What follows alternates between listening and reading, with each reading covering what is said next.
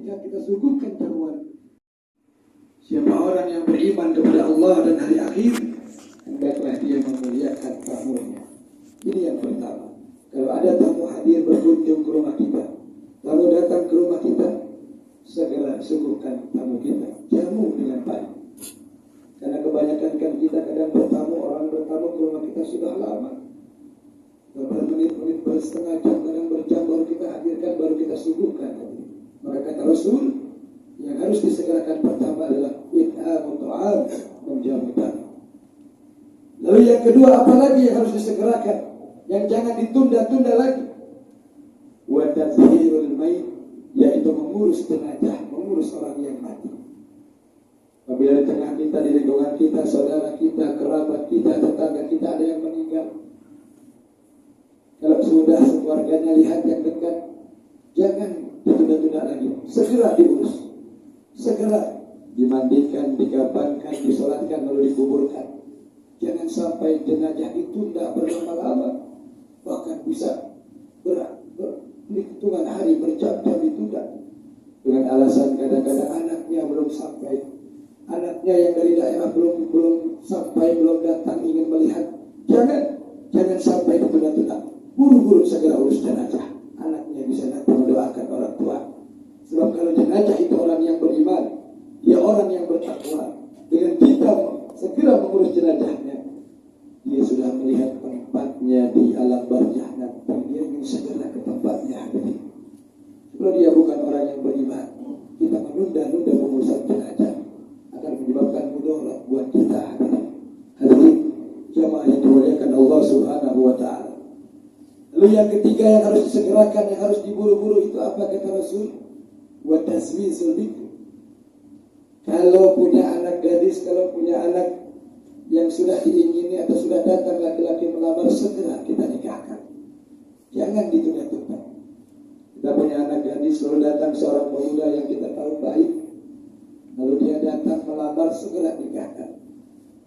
Jangan biarkan anak kita yang masih gadis berpacaran lama-lama misalnya, atau berhubungan berlama-lama. Khawatir apa? Khawatir kalau nggak seburu-buru menikahkan akan terjadi perbuatan maksiat. Maka kata Rasul, kalau punya anak gadis yang sudah siap untuk menikah, lalu segera nikahkan. Hadirin jamaah yang dimuliakan Allah Subhanahu wa taala. Lalu yang keempat yang harus disegerakan, yang harus diburu-buru adalah wa qada'id dain. Segera membayar hutang, melunasi hutang.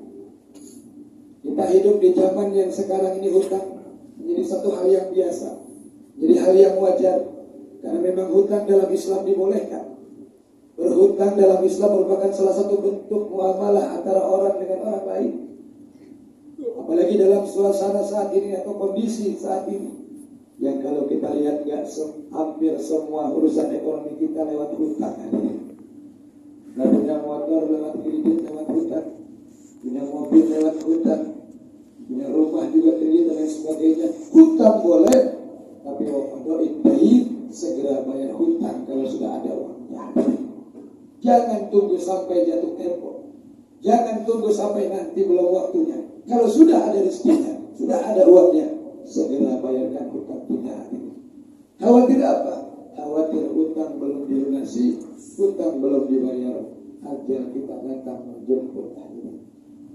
Sebab hutang walaupun dibolehkan, di akhirat nanti, di alam barzakh nanti, di akhirat bisa menjadi penghalang kita untuk masuk ke surganya Allah Subhanahu wa taala.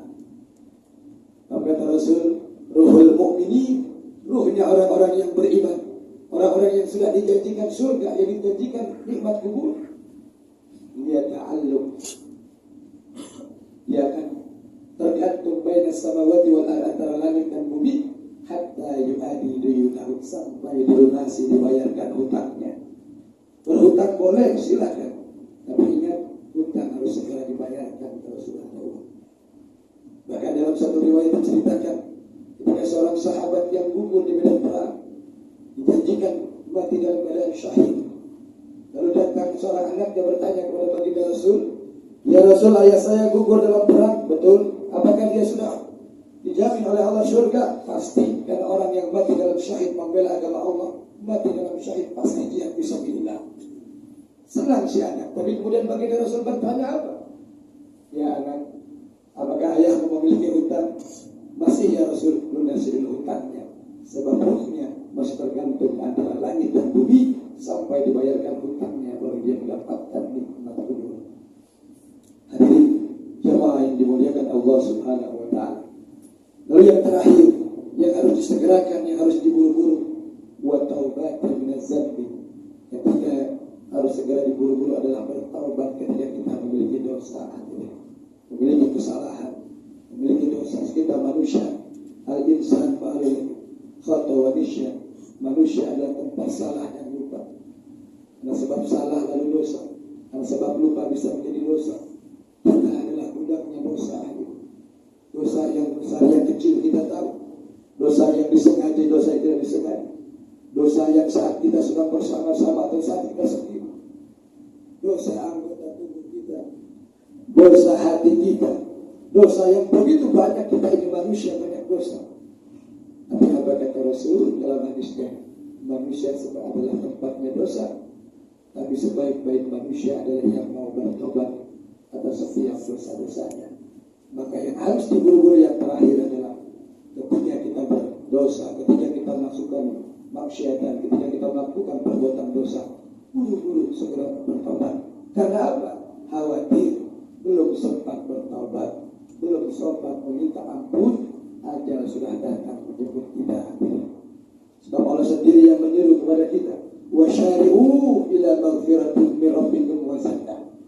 Bersegeralah kamu, bersegeralah kalian, buru-burulah kalian, wasyari'u ila maghfiratin, kepada ampunan Allah.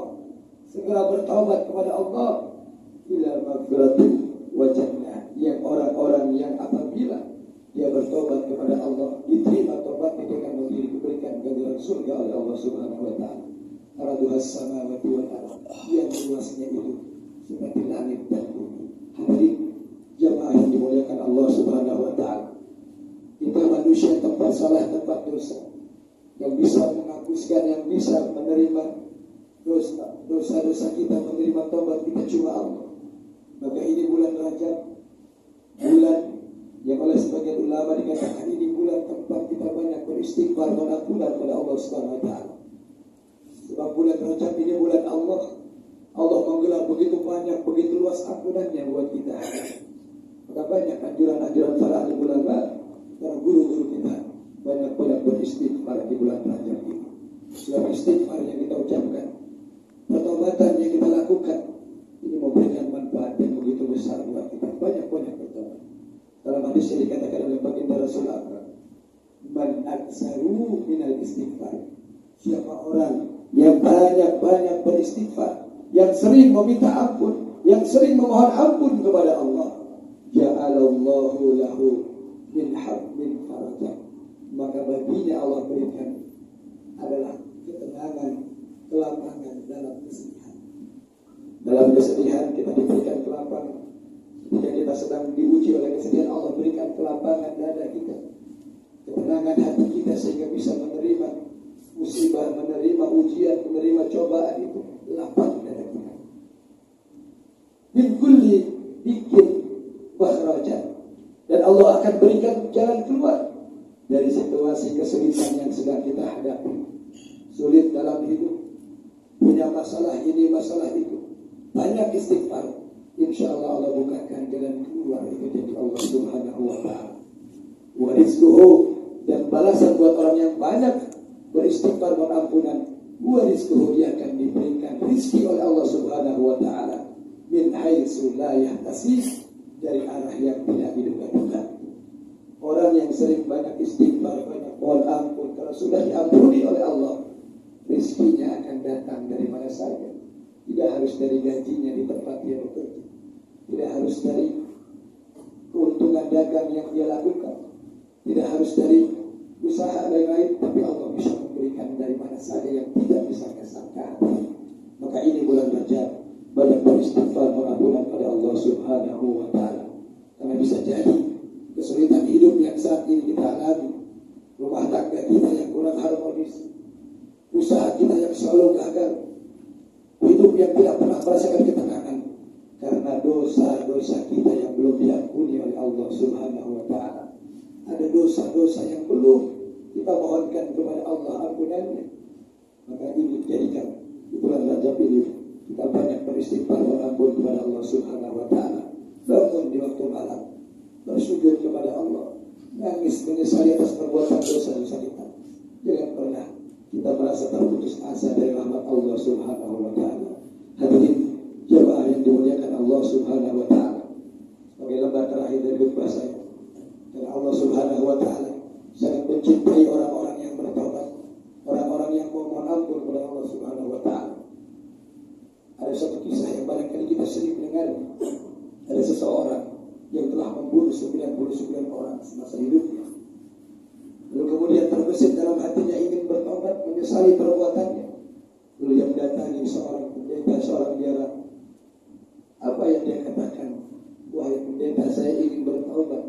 Saya menyesal atas perbuatan saya, atas dosa-dosa saya.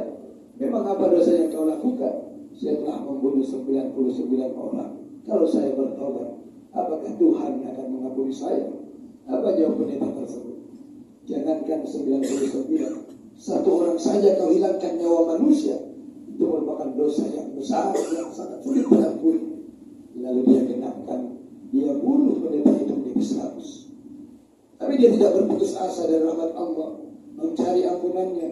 Lalu dia mendatangi seorang soleh, seorang alim. Dia sampaikan hal yang sama.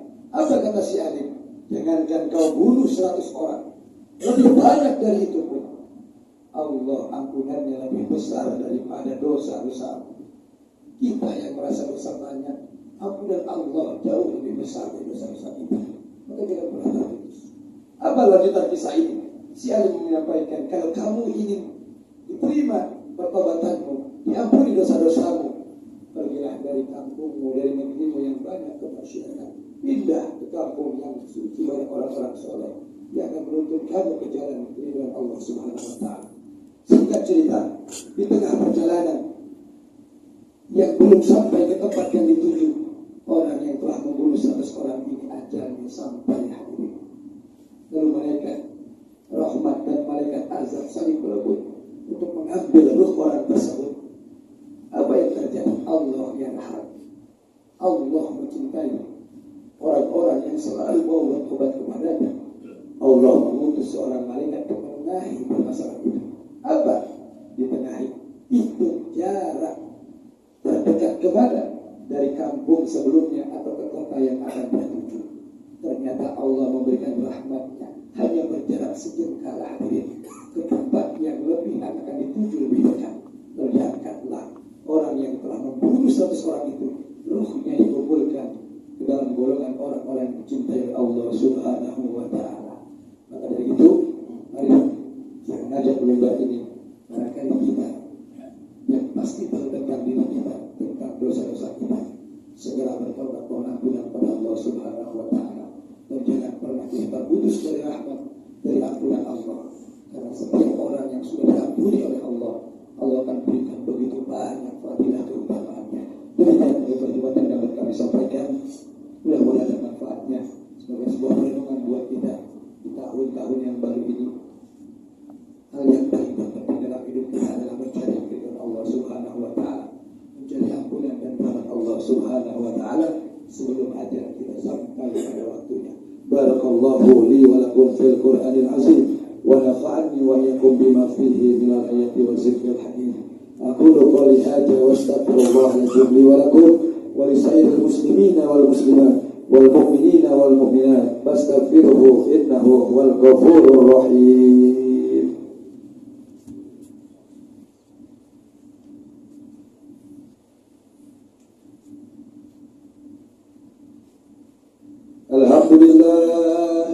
الحمد لله الذي هدانا لهذا وما كنا لنهتدي لولا أن هدانا الله. من يهد الله فلا مضل له ومن يضلله فلا هادي له. أشهد أن لا إله إلا الله وحده لا شريك له وأشهد أن سيدنا ونبينا محمدا عبده ورسوله لا نبي بعده.